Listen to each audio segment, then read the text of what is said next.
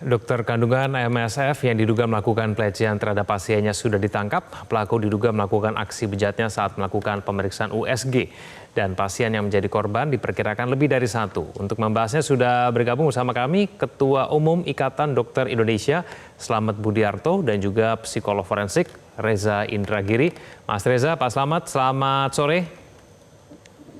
Selamat sore.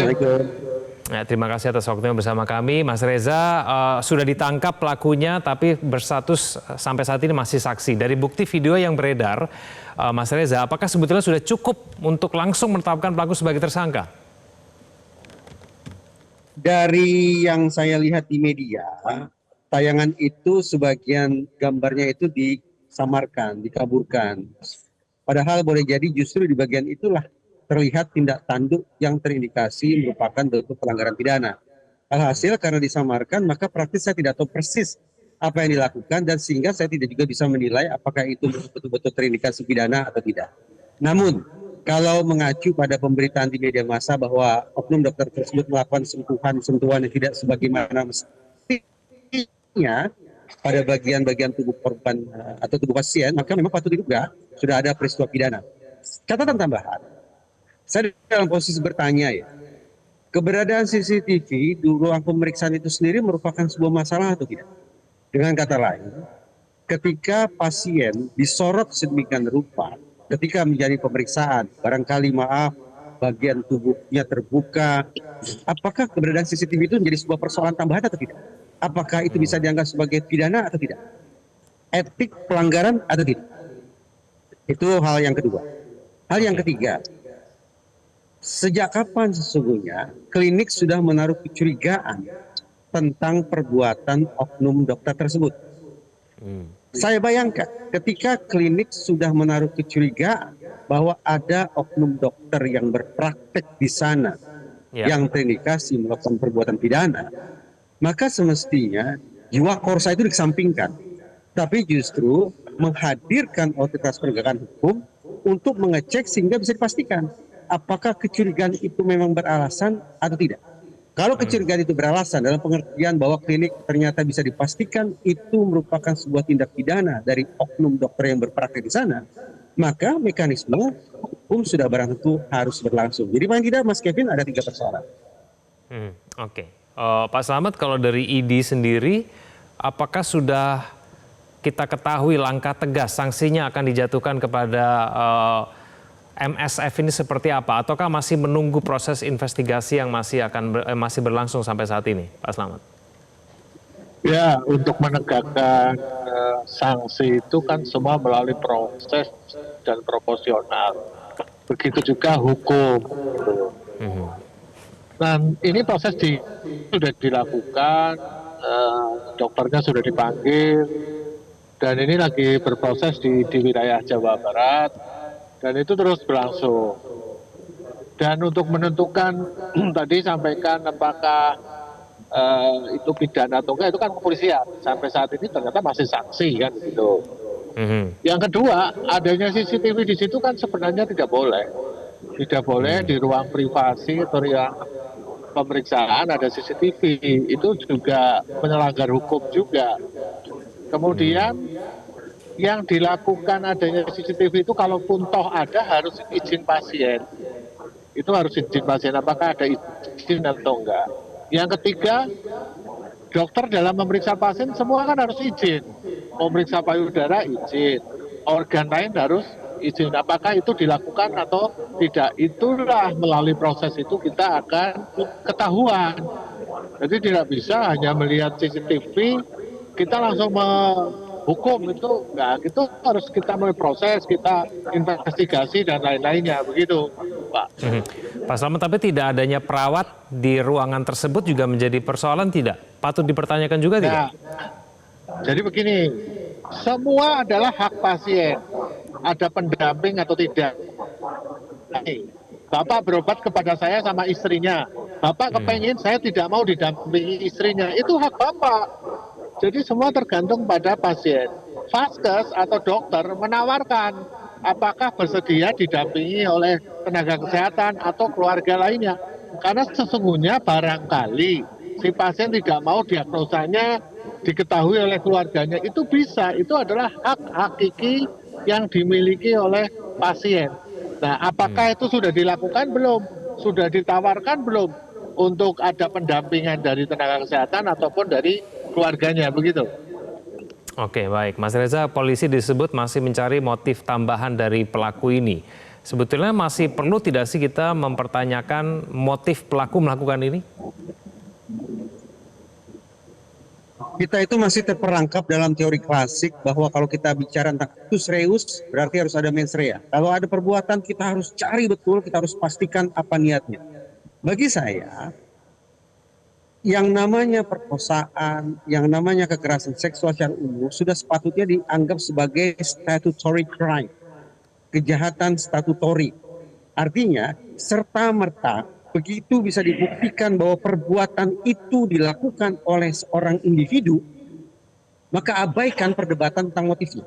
Saya ulangi, ketika sebuah aksi kejahatan, perilaku kriminal diposisikan sebagai statutory, maka sebatas kerja otoritas penegakan hukum cukup ketika berhasil membuktikan bahwa perbuatan pidana itu dilakukan oleh individu tertentu. Titik.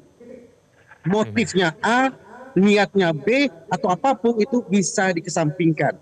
Memang pada akhirnya boleh jadi dibutuhkan jawaban tentang motif. Kenapa?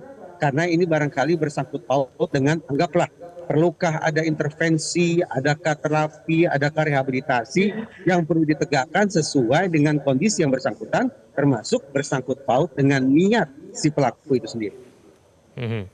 Mas Reza, disebut korbannya tidak hanya satu, ada dua, lebih dari satu lah setidaknya.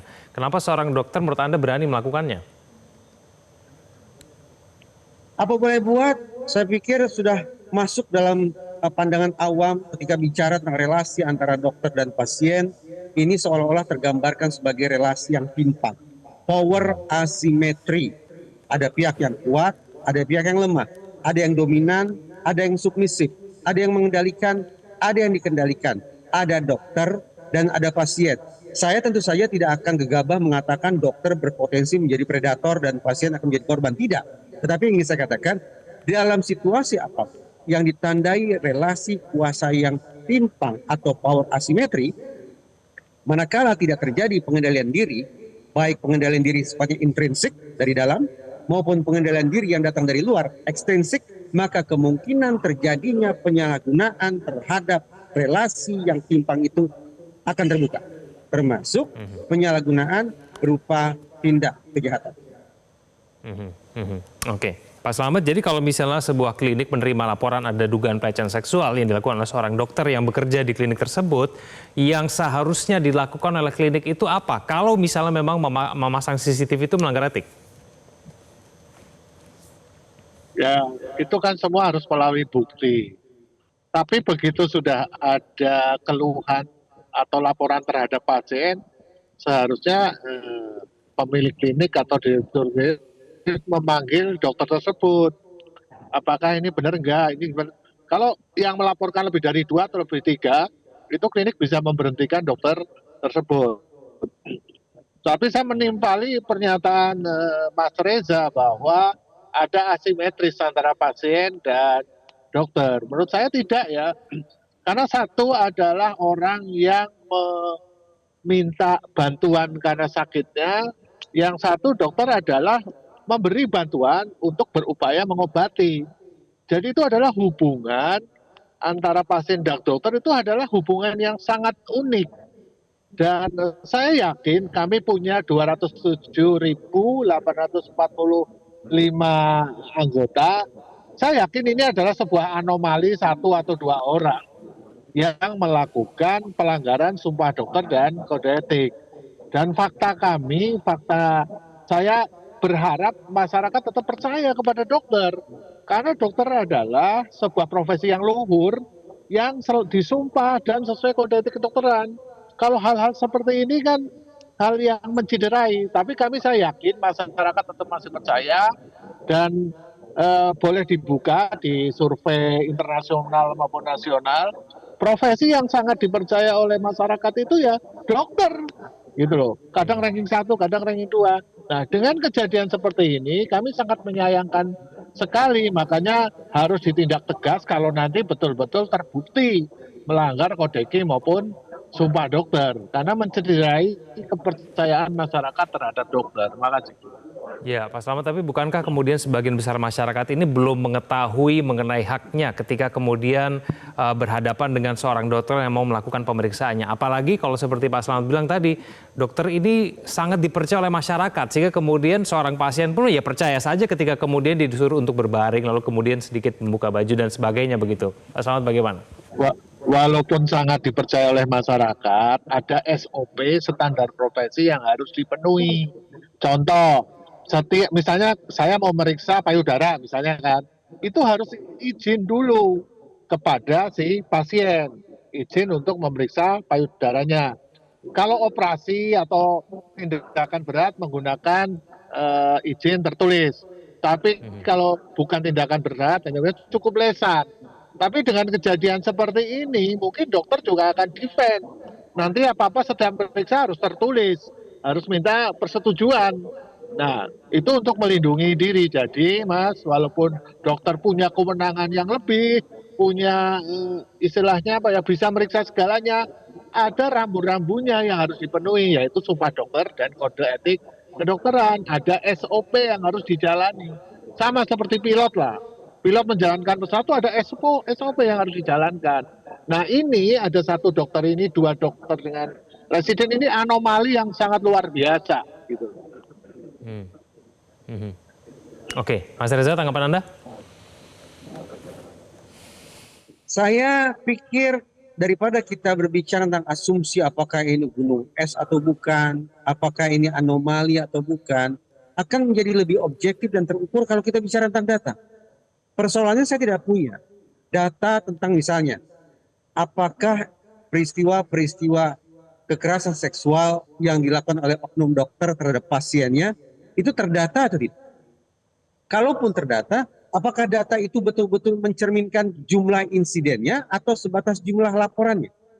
Demikian pula dari data yang ada itu, bagaimana pada akhirnya organisasi profesi melakukan penyikapan terhadap kasus demi kasus, terhadap pelaku demi pelaku. Demikian pula, dengan keinsafan bahwa kekerasan seksual bukan semata-mata masalah etik, tapi sungguh-sungguh persoalan pidana, pertanyaannya mirip. Apakah peristiwa-peristiwa kekerasan seksual itu masuk tidak ke dalam radar otoritas penegakan hukum? Dan pertanyaan terakhir, kalau masuk ke radar otoritas penegakan hukum, bagaimana penyikapan lembaga hukum itu? Sekali lagi, saya tidak punya data, tapi sepanjang mengandalkan apa yang bisa saya simak di media massa, data itu tampaknya tidak ada. Oke, baik. Kita akan tunggu nanti kemudian pengumuman lebih lanjut dari kepolisian terkait dengan kasus ini, apalagi mengenai status dari terduga pelaku ini. Mas Reza, Pak Slamet, terima kasih sudah bergabung bersama kami di Prime Time News. Selamat malam semuanya. Jelajahi cara baru mendapatkan informasi. Download Metro TV Extend sekarang.